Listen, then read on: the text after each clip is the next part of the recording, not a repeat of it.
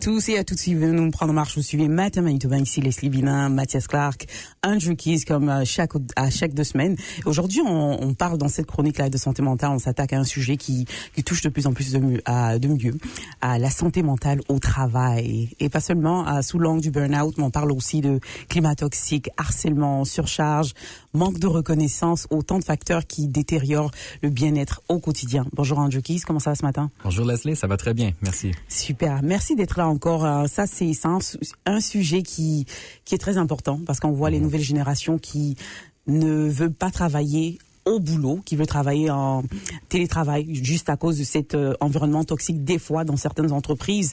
Quand on parle de santé mentale au travail, de quoi on parle exactement? Mais comme tu avais indiqué, je pense que c'est un sujet très large. Généralement parlant, on parle de la santé mentale chez les gens, mais dans un contexte du milieu du travail. Alors, ceci va entraîner plusieurs différentes considérations. On peut parler soit de l'impact de l'environnement de travail sur le bien-être psychologique et émotionnel des employés. On peut parler aussi, comme tu avais mentionné, des problèmes qui se passent, des problèmes, on va dire, interpersonnels qui se passent dans le contexte du travail, comme l'harcèlement, etc.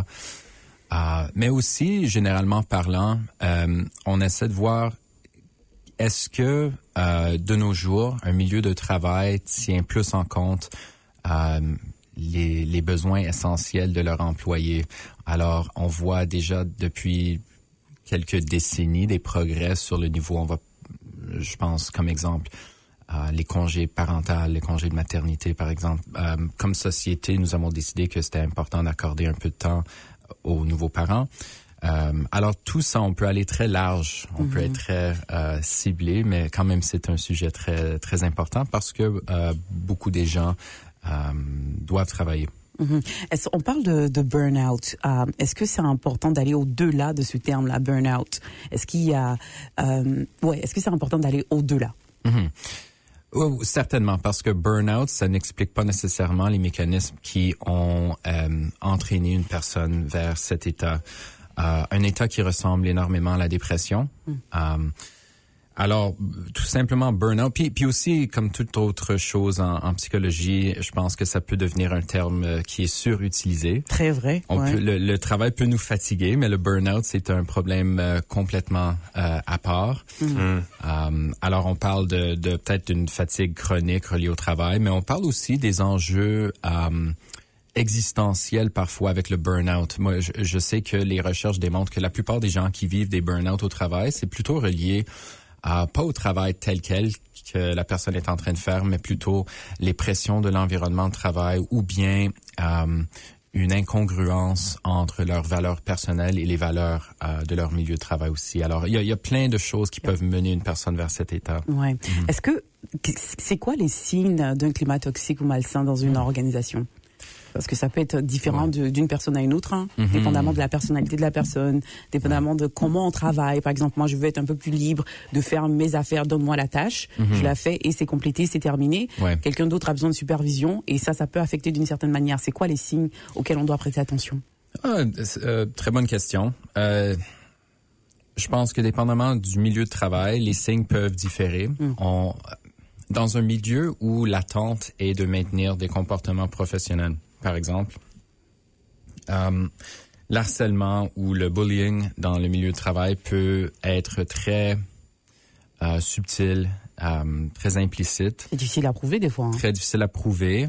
Alors, on cherche vraiment, disons pour un individu, quelqu'un qui travaille dans un milieu et qui a des soucis par rapport à la toxicité dans le milieu de travail. Moi, je dirais que le corps va servir beaucoup comme système d'alarme. Alors, on sait toujours quand on n'est pas bien traité, quand on nous prend pour acquis, quand on ne valorise pas notre travail, quand on est accusé peut-être de pas travailler assez fort, quand vraiment on est en train de faire du mieux qu'on peut, quand on n'est pas bien appuyé dans notre travail. Alors, moi, je dirais que pour chaque individu, la perception de toxicité dans leur milieu de travail va être très subjectif. Ça va dépendre vraiment de comment cette personne est en train de vivre sa vie au travail. À quel moment il faut commencer à s'inquiéter pour sa santé mentale? Je vais parler donner l'exemple des infirmiers pendant la COVID. C'est un travail qui est demandant, qui est stressant. Ouais. C'est la routine. On se dit, OK, une infirmière passe par ça. À quel moment on se dit, OK, c'est trop. Il faut que ça s'arrête. Il faut qu'il y ait un changement. Et est-ce qu'on part ou on reste là et on s'attend à des changements? Oui, et tu parles vraiment d'une situation très particulière avec la COVID, puis surtout ce que les travailleurs dans le domaine de la santé ont vécu avec tous les ajustements, les stress qui sont venus, l'incertitude qui a entouré. Pas seulement les infirmiers, hein, mais un peu tout le monde, tout le corps. Les médecins, tout le monde, même nous autres au centre de santé, on a été affectés. La façon qu'on travaillait devait changer. Il y avait une grande perturbation. Et donc, on sait que l'être humain va dépendre surtout sur les routines, sur les habitudes pour se familiariser et se retrouver dans son travail. Mais quand on vit des périodes de perturbation sérieuses, comme COVID, évidemment, pendant une période aussi prolongée, pendant des années, ça nous met dans une position où il faut s'ajuster, il faut redécouvrir comment effectuer notre travail de façon sécuritaire. Il y avait aussi des enjeux reliés à la sécurité et le bien-être. Alors, c'est très stressant et si c'est prolongé pendant une longue période de temps, ça peut mener au burn-out.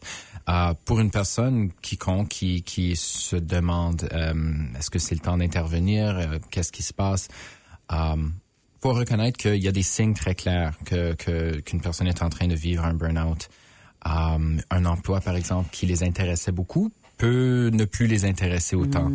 Ça, c'est un bon point. Ouais, ils peuvent. Puis c'est vraiment, pour moi, c'est un grand signe de la dépression en général.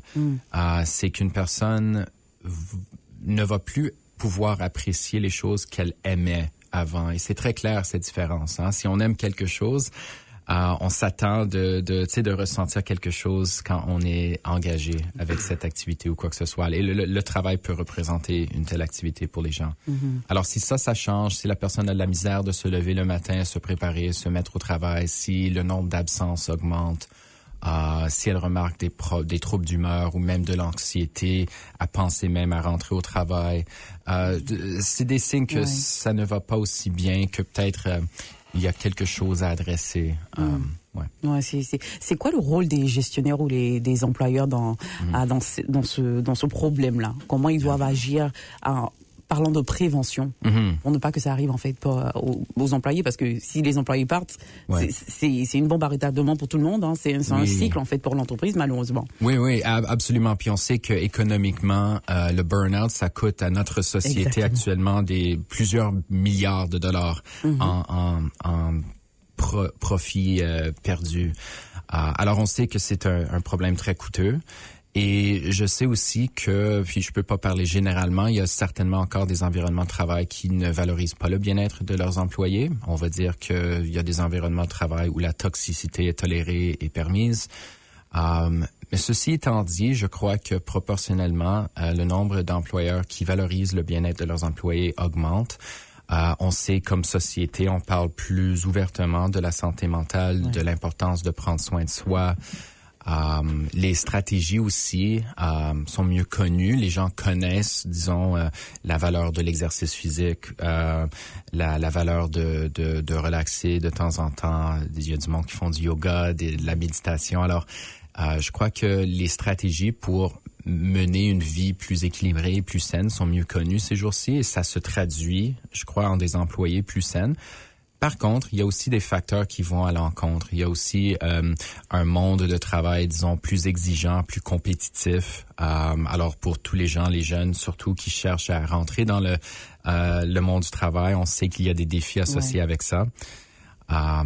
Alors, on va dire qu'il y a des courants dans les deux directions, mais généralement parlant, je trouve que les employeurs portent plus attention au bien-être de leurs employés. Maintenant qu'avant. Oui, et puis les bénéfices aussi qui viennent avec plusieurs emplois reflètent, je pense, cette valeur. Est-ce que travailler à la maison, par exemple, on dira travailler à la maison en télétravail et puis travailler dans l'enceinte de l'entreprise, dans un bâtiment et tout ça, est-ce qu'il y a moins de chances d'avoir un burn-out quand on est loin des collègues, on est loin du patron qu'on voit tous les jours, qu'on n'aime pas forcément, ou qui nous embête un tout petit peu?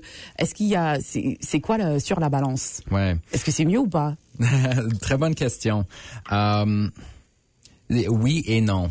On va dire oui et non. C'est mieux et c'est pas mieux dans certains sens. Sur le plan bien-être de l'employé, que certainement pour un employé qui travaillerait sinon dans un environnement toxique, stressant, quoi que ce soit, le fait de pouvoir travailler de la maison peut des fois les éloigner un peu des stresseurs qui serviraient sinon à les épuiser.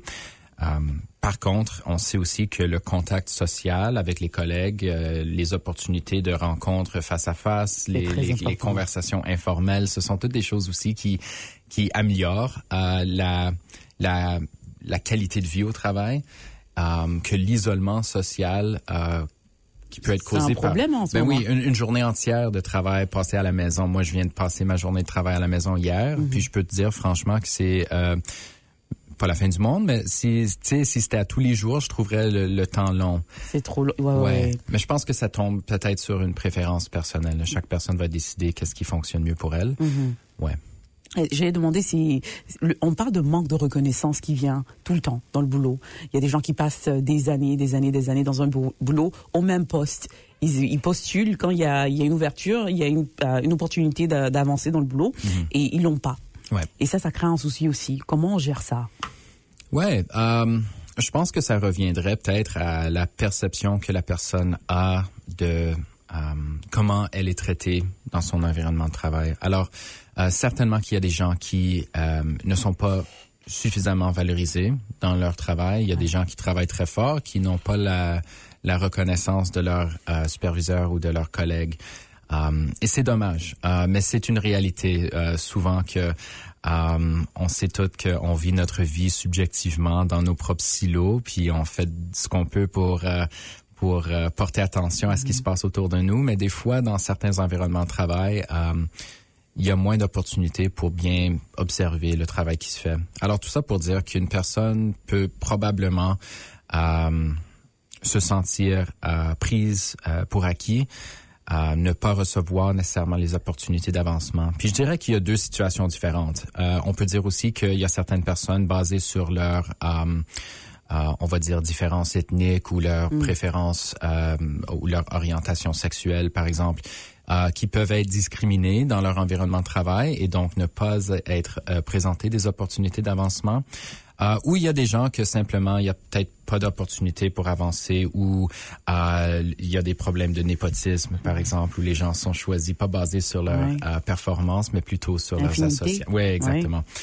Alors, pour diverses raisons, moi, je dirais qu'une personne qui se sent prise pour acquis, qui ne sent pas comme si sa valeur est bien appréciée, qu'elle se cherche une opportunité dans un environnement où ça pourrait être le cas, parce que ça retombe probablement sur ses valeurs à elle. Ouais. Tu sais, si je travaille fort, j'aime ça me faire reconnaître. Alors, si ça vient pas, ben ça commence à devenir un problème. Il y a peut-être une incongruence entre la personne et son environnement de travail. Mais parlons de ça, c'est quoi les petits gestes au quotidien qu'on devrait utiliser, qu'on devrait avoir pour mieux se sentir dans un environnement où on deal avec plusieurs personnes de différents horizons, différentes personnalités, différents comportements. On aime des choses différentes. Ouais. Comment on gère ça? Pour ne pas que ce soit toujours nous, genre, OK, je passe d'un boulot A à un boulot B, mais j'ai toujours le même problème, en fait. Je m'entends pas avec les gens, ou je me sens pas à l'aise, etc. Ouais. On va pas se remettre la faute dessus, mais qu'est-ce qu'on pourrait faire à notre niveau pour mieux se sentir? Yeah, bonne question. Moi, je pense que des fois, il faut porter attention, surtout si c'est une situation qui se répète, peu importe l'environnement de travail. Moi, j'ai toujours tendance à porter attention aux variables communs dans chaque scénario. Puis si c'est constamment nous, ce variable, je pense qu'il faudrait peut-être retourner l'attention sur nous pour voir quelle est la façon que je m'engage dans cet environnement? Quelle est la façon que je m'engage avec mes collègues? Y a-t-il des choses que je trouve difficiles? Y a-t-il des défis que j'ai peut-être à surmonter ou des apprentissages à mener?